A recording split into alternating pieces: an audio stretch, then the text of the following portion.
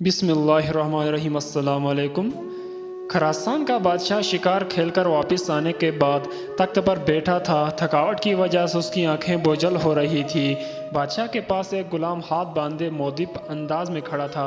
बादशाह को सख्त नींद आ रही थी, मगर जब इसकी आंखें बंद होती तो एक मक्खी आकर इसके नाक पर बैठ जाती और नींद और बेख्याली की वजह से बादशाह गुस्से से मक्खी को मारने की कोशिश करता, लेकिन इसका हाथ अपने ही चेहरे पर पड़ता था और वो हड़बड़ाकर जाग जाता था। जब 2-3 दफ़ा ऐसा हुआ तो बादशाह ने गुलाम से पूछा, तुम्हें पता है कि अल्लाह ने मक्खी को क्यों पैदा किया है और इसकी पैदाइश में अल्लाह की क्या हिकमत पोशीदा है? गुलाम ने बादशाह का यह सवाल सुना तो इसने ऐसा जवाब दिया जो सुनहरे हुरूफ से लिखने जाने के काबिल है।